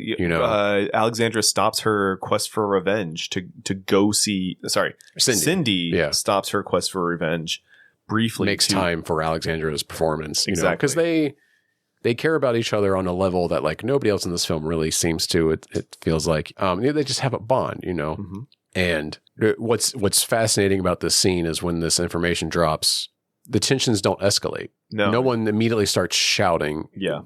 Dinah and Chester are being take advantage of this moment, but Cindy doesn't fly off the handle. Dubstep doesn't drop. Yeah. It is quiet. Treated with it's somber, it's because this hurts more than anything at this point. It feels like ultimate betrayal. Yeah, exactly. That's the impression that I got. And I don't know if Cindy says anything. She doesn't. She walks off. And she just starts to storm off. And Alexandra tries to come back with her words. Following her and basically apologizing, trying to make up to her. Did you notice the sidewalk that she took? No. It's the exact same one that she takes the exact same route from the beginning. Oh, shit. Yeah, dude, it's like poetry. It rhymes. Damn it, George. You're everywhere. Oh, yeah. Okay, so let's wrap up Dinah's thing before we finish the movie. Oh, yeah. Dinah walks off with Chester. Yep. Like arm in arm. And then she's like, can I get a cab ride home? And he's like, no. He says something about he needs the money or some bullshit. Mm-hmm. So she has to walk with one flip-flop all the way back to the motel brothel, basically, which is a real shitty place. That's implied to be her home because she gets to the front door and asks the lady running it if she can come back in. And she's like, no. I called another girl. Like I replaced you. Sorry. And then she just sits down on the curb and like looks so defeated. And it's a horrible ending for her. Her existence is pretty shitty. Yeah. Like she gets dragged out of a shitty situation, put in a worse situation, has to walk all around LA and then while being beat up basically. Exactly. And then gets has to walk all the way back and then told, hey, you're homeless tonight. Yeah. That sucks. Yeah. And meanwhile, we back to Cindy and Alexandra. Alexandra's very apologetic. She's trying to get Cindy to acknowledge her, so that she can make it up to her. Mm-hmm. But she's clearly just too betrayed, and she storms off towards like a laundromat, and there's an SUV parked in front of it that honks at her. And I think they start to fight for a little bit, and she's like, let me go get this money. Yeah. You know? So she walks up to the car and starts to do her thing. I think she says like, hey, baby, or something. She's like, hey, guys, you looking for a fun time? Yeah. And then the occupants of the car throw a bottle of piss And at call her. her a slur. And well, I think they shouted at Alexandra as they're peeling off. Yeah, that's what it by. was. Yeah. Alexandra witnesses this and rushes over to Cindy's aid. She's super upset. Obviously, she's crying. She rushes her inside the laundromat and helps trying to clean her up, wiping her down with like paper towels and a sink and stuff and trying to undress her so that they can get her clothes into the laundry machine to get them washed. And she's like, oh, they ruined my wig. And she's like, I can't afford another wig. Yeah. And she's clearly like just so devastated about this. She's like, I have to take this off. And yeah, Cindy and Alexandra are sitting inside the laundromat waiting for Cindy's clothes to get cleaned. You can see them kind of opening up to each other and realizing that like they're still there for each other. Mm-hmm. And Cindy mentions that she feels just vulnerable. And I'm paraphrasing because I don't remember the exact words that she uses, but she's like, I just don't feel right without my wig. Yeah, she's having gender dysphoria. Exactly. Okay. Yeah. Thank you. No. That's exactly what it is. Yeah. Baby, that's what I'm here for. And then, man, the most beautiful scene in this fucking movie, Alexandra takes her wig off and hands it to Cindy. And Cindy puts it on, and Alexandra's like, you look better than me in that thing. Yeah. And then Cindy takes it back off, and she's like, and she just holds it, and does she say something to the effect of like, no, it's unspoken. Yeah, it's completely unspoken. They don't, but they both just sit there without their wigs on. They have a quiet understanding. Oh, it's beautiful. It's so good. Yeah. And then they hold hands, and then it cuts to credits. And like, I'm tearing up right now, like thinking about it, man. It's so good. It's so good. If you were like, and like I was saying, I was hesitant about this movie like halfway through. Right. And like by the credits, like I'm no hesitation anymore, It's a moment of solidarity shared by two people who are probably the most marginalized people in America. Yeah. Like, I mean, there are multiple people in office right now that hate these kind of people. Yeah. Like, and they're making it their number one priority to make their lives harder. Mm-hmm. It's fucking shameful. It is shameful. And so like for these two to, even through all of their personal experiences and struggles, they have the shared struggle of being in the same profession and the same, I guess, like group of people.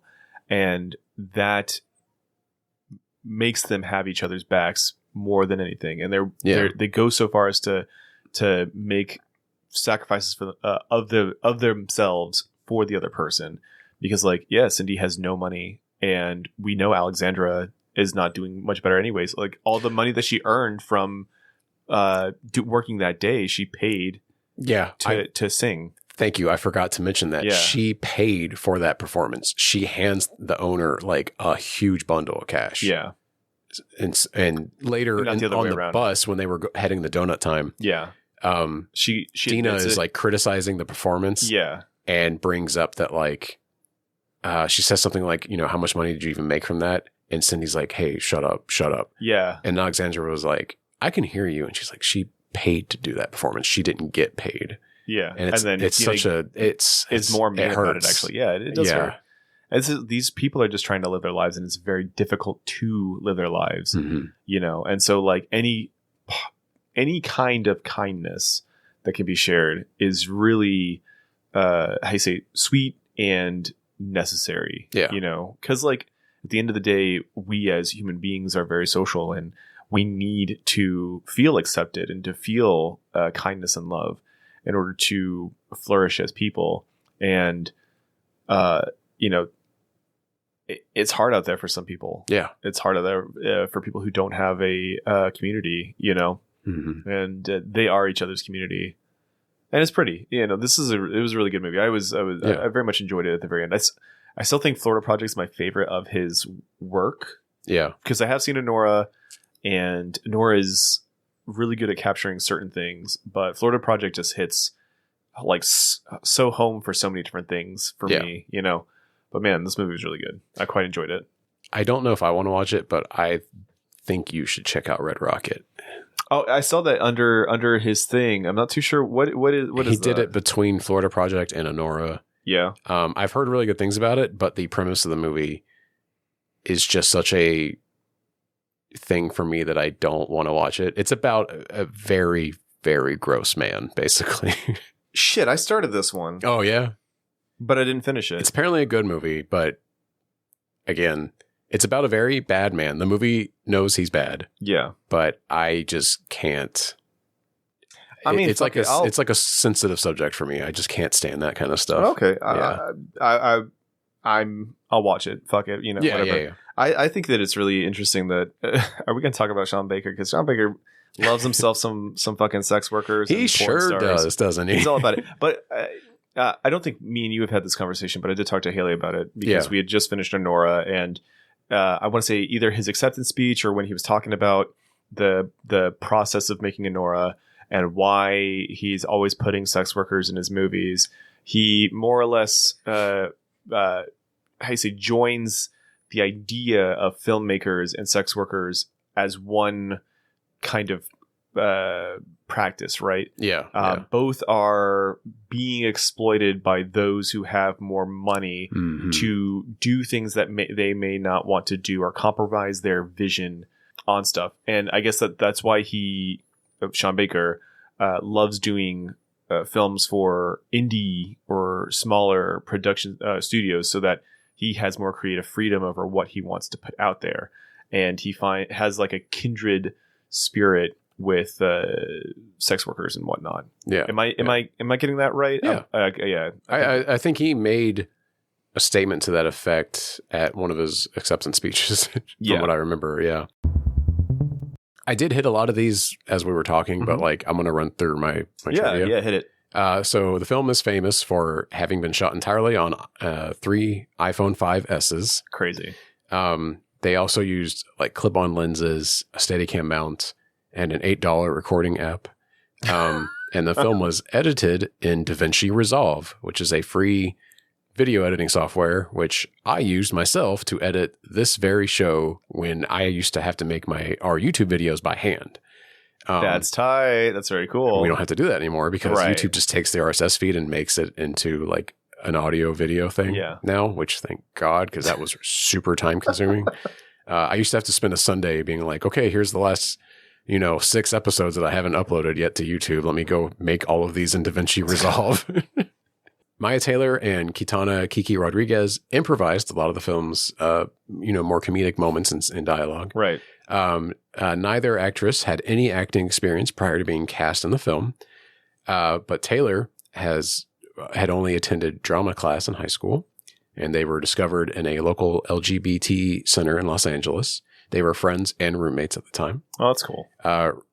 Writers Sean Baker and Chris Burgo consulted with Maya and Katana, as well as their friends and cohorts from the area, while developing the script and based the plot of the film on the stories they shared. I love this part because she talks about it extensively in the Fresh Air interview.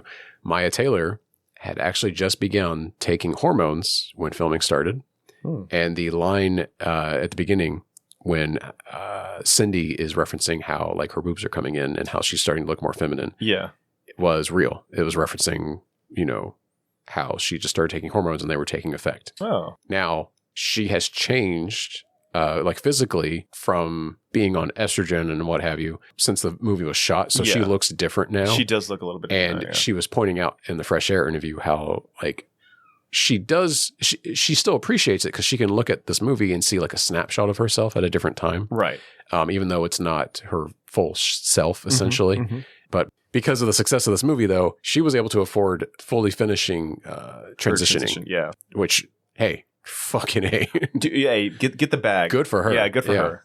Okay, so the final scene in the laundromat. Yes. That was done in a single take. They only wanted to do it once because it was very, that's real. Oh, yeah. They didn't want to ask them to do that twice. Yeah. And in fact, a lot of the production assistants were outside the laundromat blocking the windows so that passerbys and stuff could not see inside. Oh, that's and kind of great. spoil the moment, and make them feel vulnerable and uncomfortable. Yeah, that really warmed my heart when I read that. So, Donut Time is unfortunately no longer Donut Time. Yeah, no. Shortly after filming, Danny Trejo bought the building and turned it into Trejo's Coffee and Donuts, which I saw in person. Didn't get to actually go inside, but my wife and I had our honeymoon in Los Angeles, and we actually saw it. That's and really I remember cool, seeing man. there's a big mural on the side of Trejo's face. And I was like, no holy shit, shit, that's Danny awesome. Trejo. But yeah, he has like a small chain of like coffee shops That's cool, around man. LA. I like him. No, apparently they're good too. Oh yeah, Yeah, it's Fuck apparently yeah. a decent place. Yeah. Good. Los Angeles listeners write in and be like, actually, they fucking suck. Will, Yes. question for you. Okay, let's hear it. Will, I got a question for you. Yes, you've got a question for me. Was the film Tangerine one of Obama's favorite films of 2015? Wow, that is a fucking good ass question. You know, let me opine on that real quick. Well, you want me to give you some background on this real quick? I would love to, because So for the listeners that might not know, Yeah. after Obama left office, he would put out, I think even when he was in office, actually, he would put out a list of like, here's some culture I enjoyed this year. And it would be like his 10 favorite songs, his 10 favorite movies, Yeah. 10 favorite TV shows and books, stuff like that. And I didn't know he did that. Oh, yeah. It's like a regular thing for him now. Okay. He didn't have a whole list in 2015, but well, what were you going to opine Well, on? what I was going to say is in 2014, if I'm not mistaken, 15. Obergefell was held, and they did. Was that 2014? I want to say that was 2014. Okay, when so that's the marriage Supreme equality- Court case about letting basically gay people can get married. Yes. Yeah. If I'm not mistaken, that's Like federally, Yeah. nationwide. Yeah. that was when it happened, and that's why I remember a lot of the conversation on and stigma of gay people was kind of going away, and so the right wing It really felt like it, didn't it? yeah, the right wing had to pivot to something new to attack, and that's Yeah. when trans individuals were the next target essentially. So if that is the case, then I think Obama probably let's say Tangerine was on his list, number one, or was it not? Am It's I wrong? not. What His favorite film of 2015 was Ridley Scott's The Martian, starring Matt Damon. I did like The Martian, but I don't like Ridley Scott. Yeah, I saw it in theaters. I remember liking it. And I then saw it in theaters and liked it. the more time has passed, and the more I'm like, that was the most Reddit-ass movie, wasn't it? Oh, was it? Oh, I don't know. I don't exist on Reddit, so There's I have something- no stigma about it.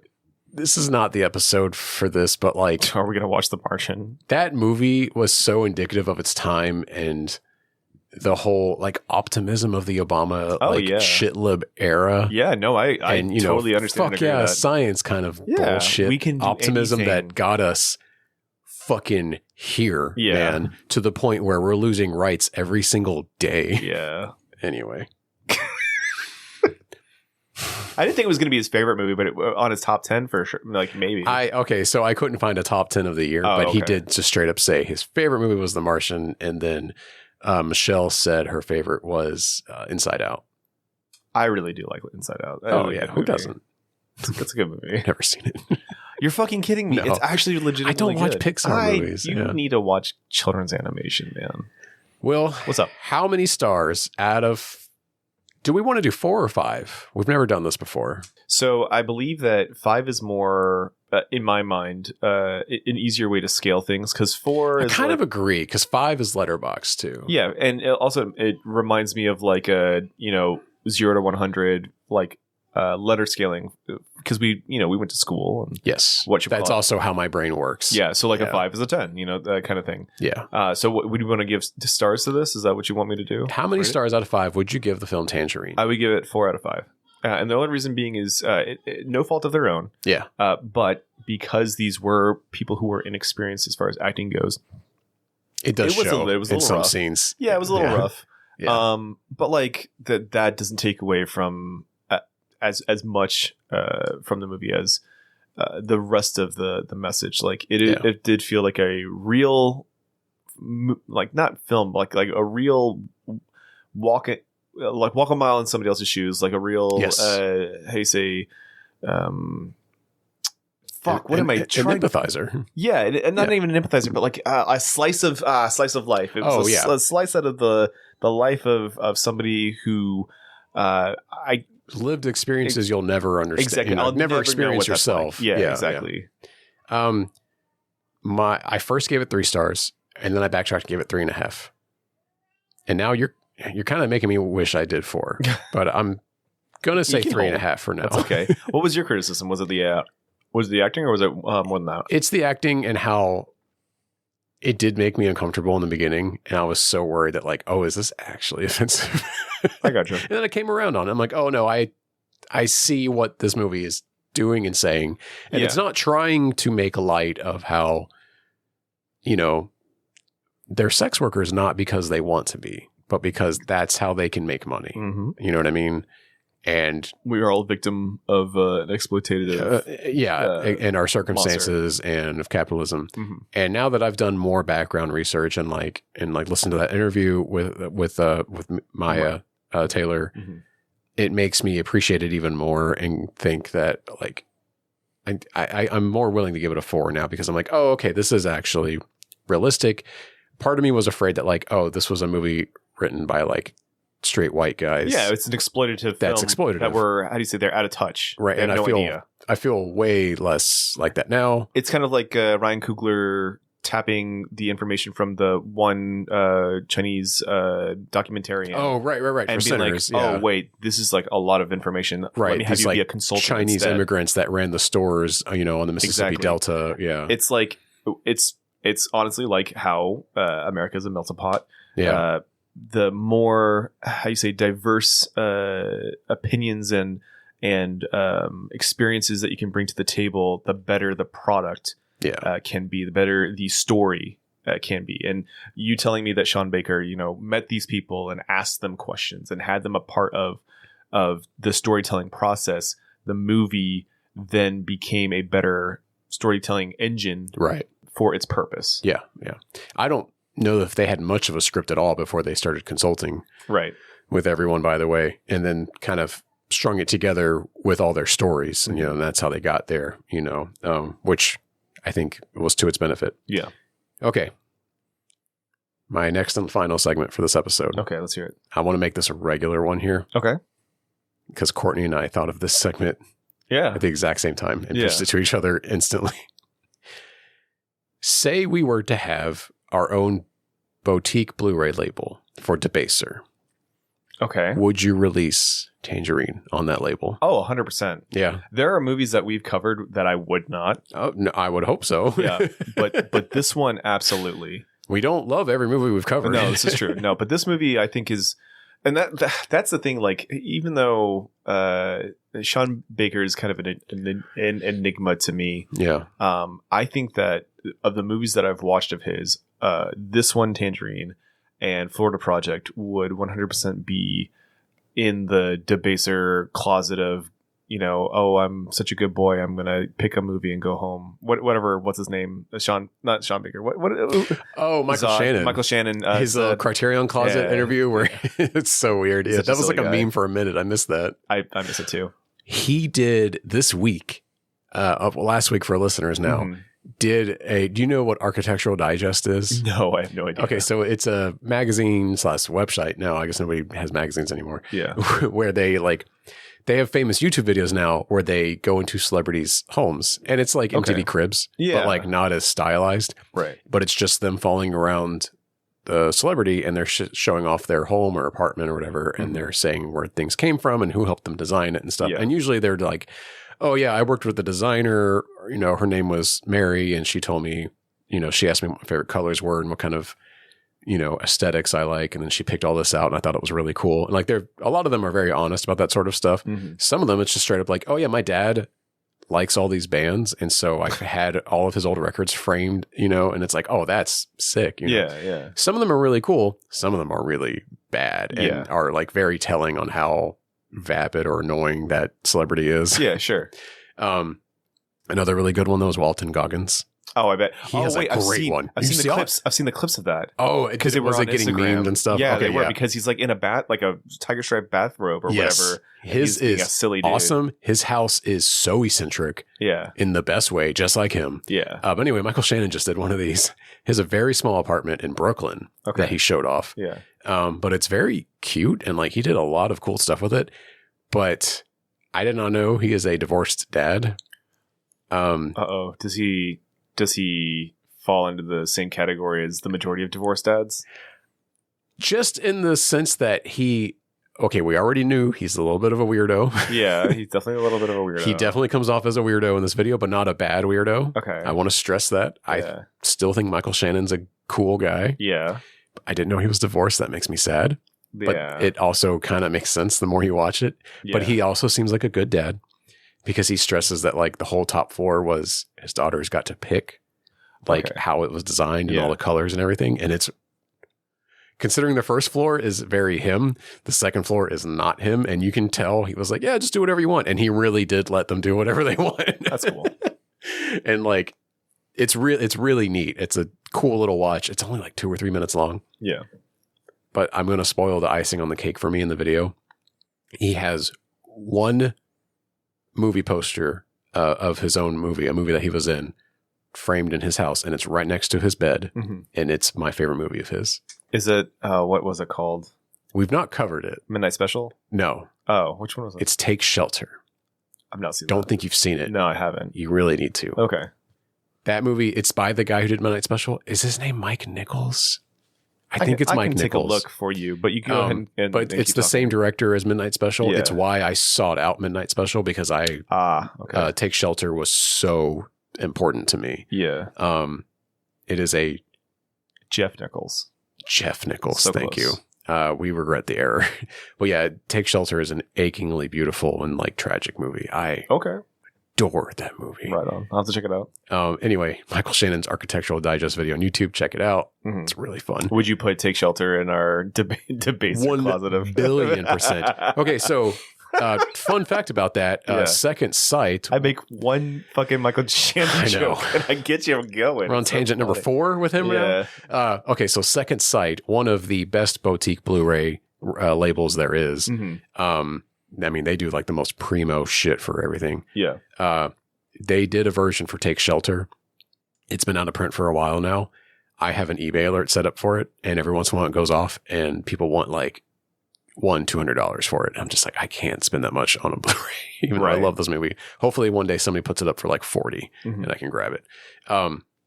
Anyway, they just released a very nice edition of The Nice Guys that I got to pre-order. Oh, word. Very excited for that. Anyway, cool.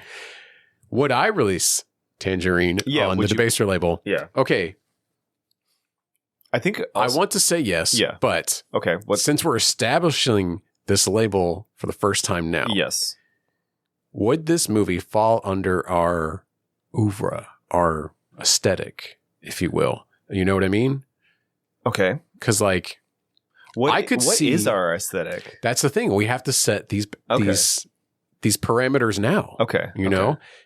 So on one hand, it's a movie we covered. That's almost enough to be criteria for it. Yeah. On the other hand, like, I think we are Sean Baker fans now, it's fair to say, right? Oh yeah, 100%. I like Anora. I love Flora Project. Flora Project is like near and dear to my heart. Yeah. Tangerine's fantastic. Yeah. I'm missing out on some of his other films. I got to watch Red Rocket on suggestion. Yeah. I've not seen all of his films, but I feel confident in saying like I like Sean Baker as a filmmaker. Yes. And I kind of feel like if you agree to take on one director's films, you're almost co-signing all of the director's films, especially if they're not as prolific as some like Ridley Scott, you know, where they put out like a movie every year or something. Yeah. Sometimes 2. Right. So with all that in mind, I still think I'm willing to take it on, especially because Sean Baker does something very important where he focuses on like downtrodden or, you know, people in the minority that are overlooked in society often. And I think that's very important. Yes. And I would love to highlight that with our label.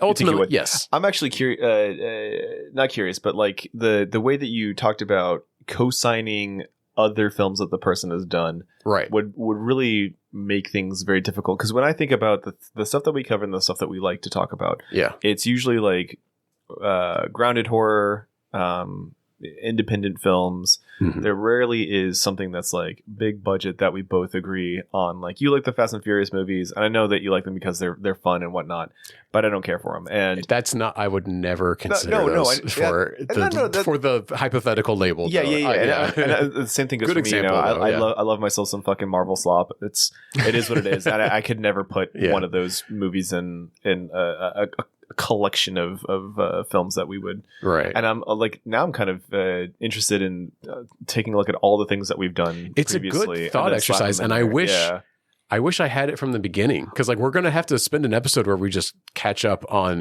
because you know what's in there. What? Pacific Rim. Yeah, I know. Well, 100% Pacific Rim is in it. We would do like the biggest fucking, we'd have like 20 film critics writing essays and like a huge like blowout poster of like Gypsy Danger, like just think of all the cool shit.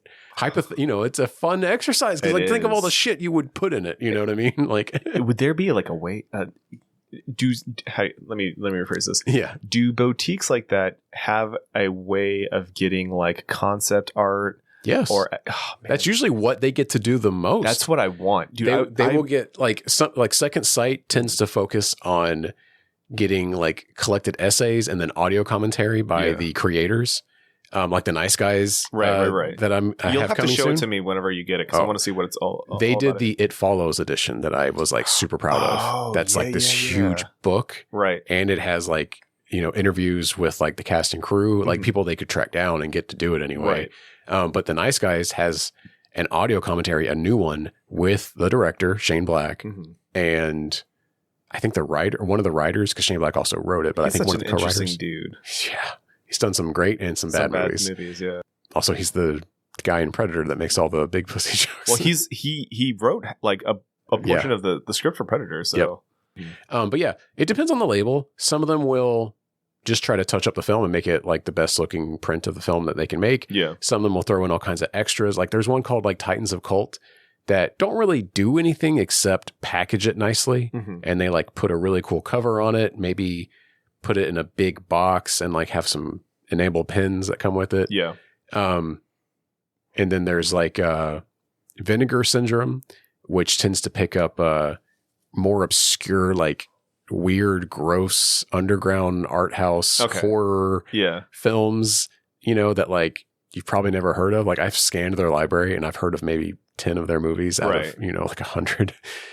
Yeah. There's just a lot of labels now. It is kind of like a great time to be a boutique label because like movie collecting is kind of back. Yeah. There's all these weird labels We're now. starting to see that if you don't have the physical media, it can be taken away from you at any moment in time with a lot of these mergers that these streaming services have been doing. Yeah.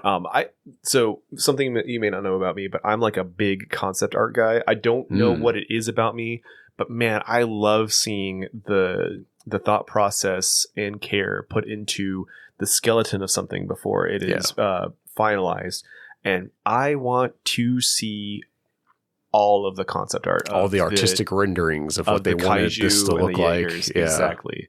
For really big budget movies, the studios will often put out a concept art book.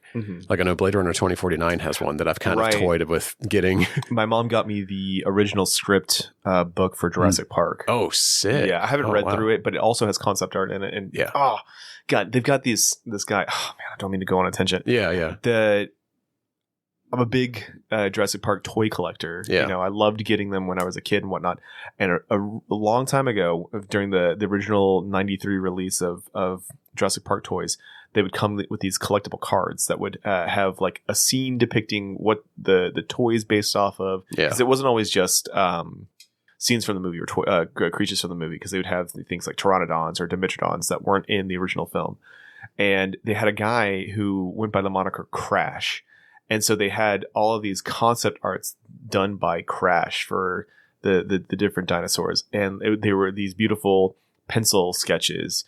And my God, he made these, these creatures that we can't really even imagine what they look like. Yeah. Look so expressive and real, man. Like I love that stuff. And I think that like that's where my weirdism for fucking concept art comes from, is these stupid little Jurassic Park cards. That's really cool. Yeah.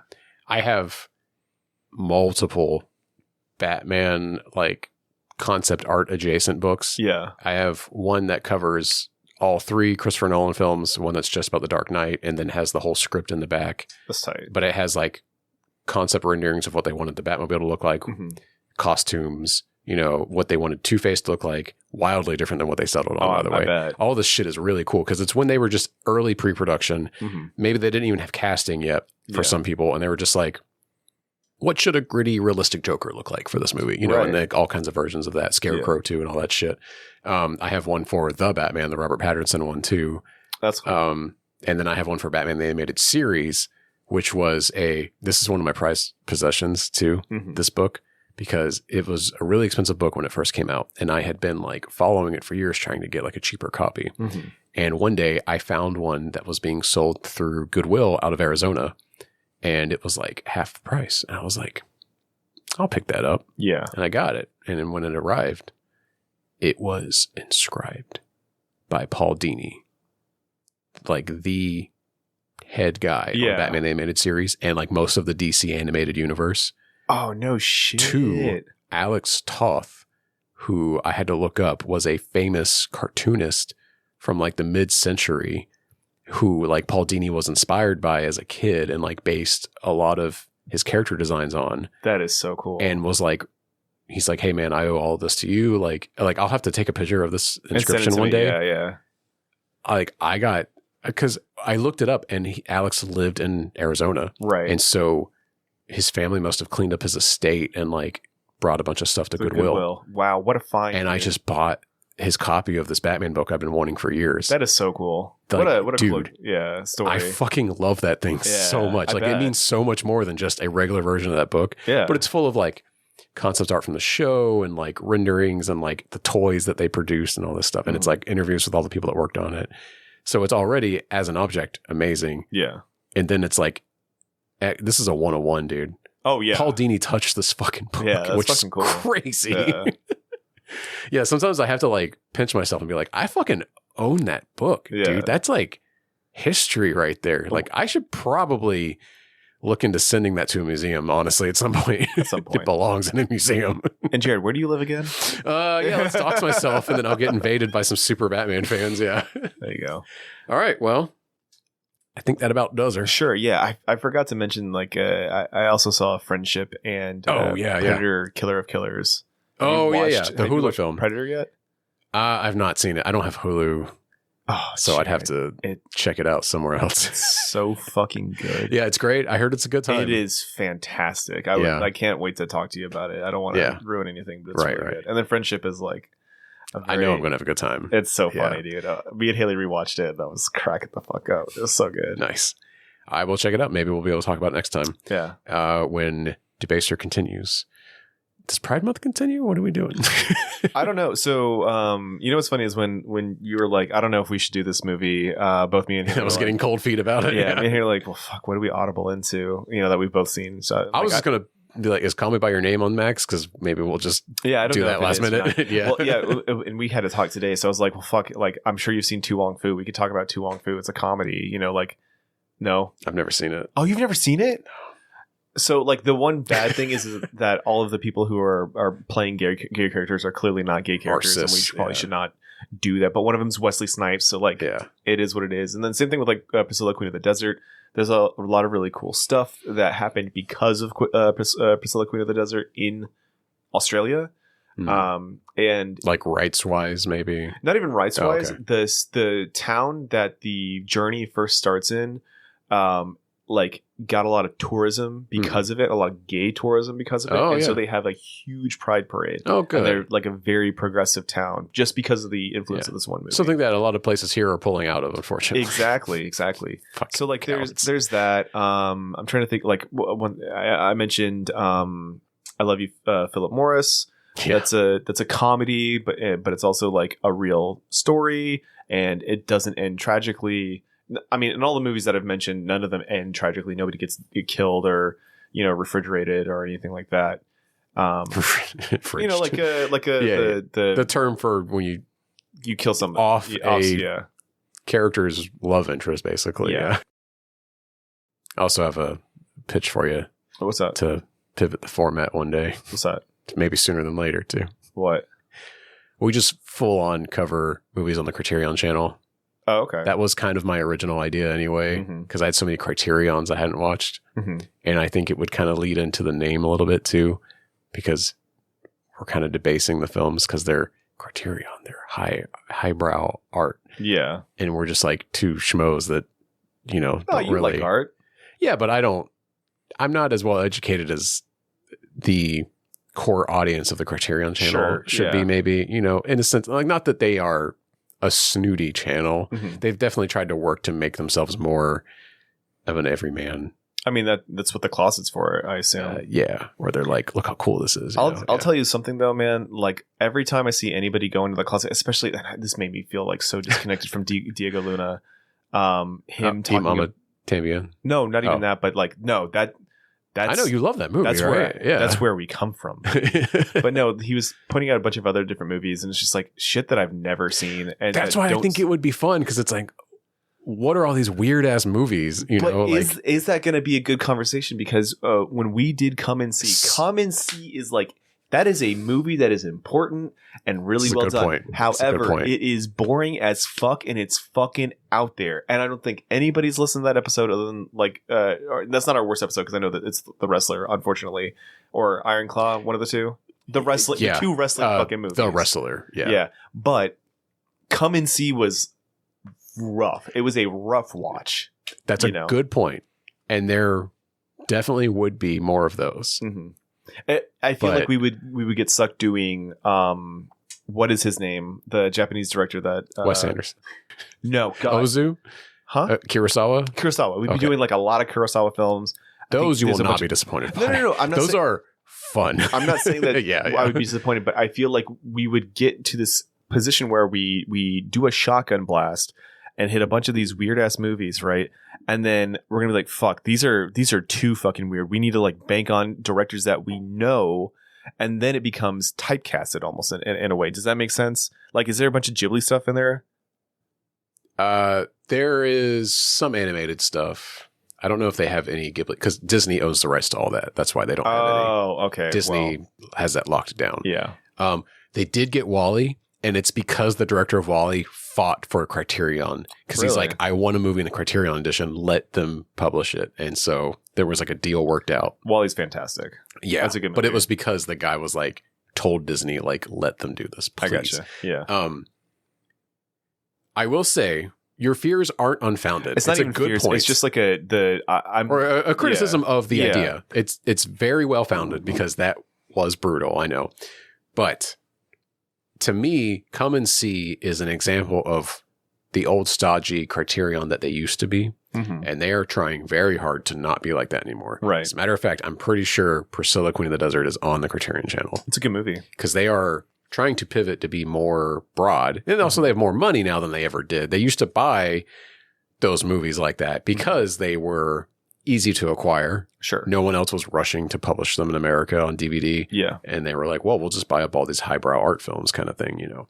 And now they actually make a lot of money and they can put out like the Godzilla special I know the edition Godzilla thing stuff are in there. and stuff like that, you know. Yeah.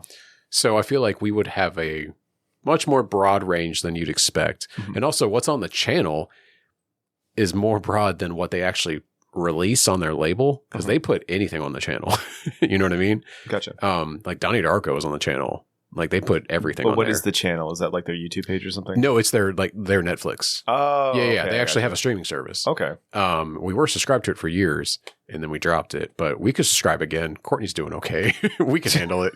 So that way we could both just pull it up, watch something. Yeah. And what's cool about their streaming service is they actually have the additional features like commentary tracks and I do like that. deleted scenes and stuff. You can actually watch those on there because they know that that's what their audience cares about is that stuff. And that's what they put on their DVDs. I guess the concern that I had is... It's well-founded. I agree because that is what people think of when they think Criterion Channel is that kind of shit. Exactly that. Yeah. So I didn't want to alienate the audience that are just here to listen to me and you goof on whatever it is we talk. I guess like I don't really want to stray... Like I know that we are not a horror movie podcast. No. But it is the thing that I like talking to you with the most is horror films and specifically ones that tackle very difficult conversations and like have something to say rather than just like, let's kill 7 teenagers, you know? Well, and I think what worries me is it won't give us an opportunity to cover like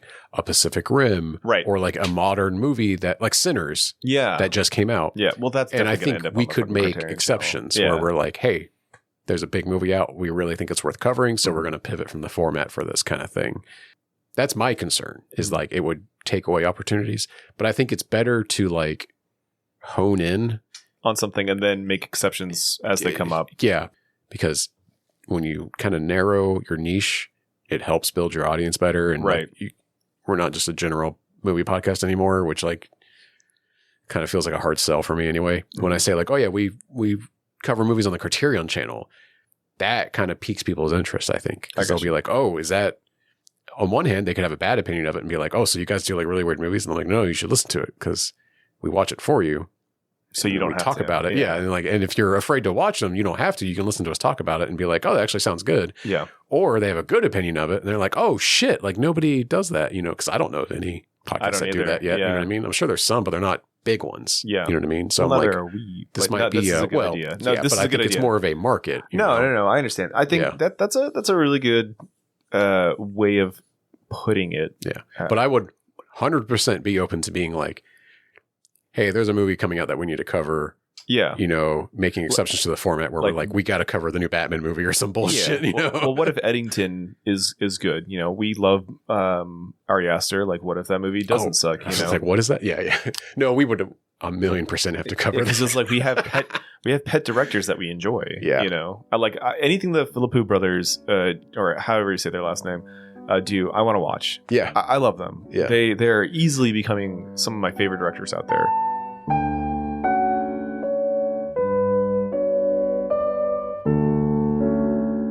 Well, folks, that's been our show. Thank you for listening to Debaser. If you enjoyed this episode, please subscribe to us on your podcast app and follow us on social media by searching for @DebaserPod. If you have questions or comments, you can email us at debaserpod@gmail.com. My wonderful co-host is Will. Will, where can people find you? And do you have anything to plug? You can find me at pocket_infinity on Instagram. I'm also Will Switch Engage on Blue Sky. I don't post anything anymore. You repost me every once in a while. I do. That's about it. Because you're funny, man. You actually like are brave enough to just fucking put a thought out there. Like, I just don't want to deal with anything. I feel more brave doing that because it just goes out into the ether. I don't have a ton of followers and it gets like 3 to 5 likes. Mm-hmm. I'll take over the plug here. I don't have a plug. Sorry. You can follow me on Blue Sky. I'm at Solid Slack. And hey, listen to Reno Championship Wrestling. It is a fictional wrestling podcast that yours truly has a small role in. Season 1 just wrapped up, so it's perfect time to listen. You can listen to all of Season 1. Check it out. It's a cool show. My brother-in-law wrote it. I met a bunch of really talented people working on it. Some real like Hollywood talent too. Yeah. Like I was, oh boy, I felt like a real amateur in the room, but it was really fucking cool to like watch, and they were all so generous and like made me feel at ease. It's good. And I got a free t-shirt out of it. It sounds like it was a really cool experience. So hopefully Season 2 is on the way. When you come back We'll you are a bigger role. In fact, you're the leading role. I was told, I hope I can say this. I hope I'm not speaking out of turn. This is at the end of a 2-hour pod. I think I can, no one's going to hear this. Yeah. I was told that my character's arc gets bigger. Check out RCW, anywhere you get podcasts. There you go. I think that's it. I think that's it, man. For my co-host Will Taylor, I'm Jared Rusk. Good night, everybody. See ya.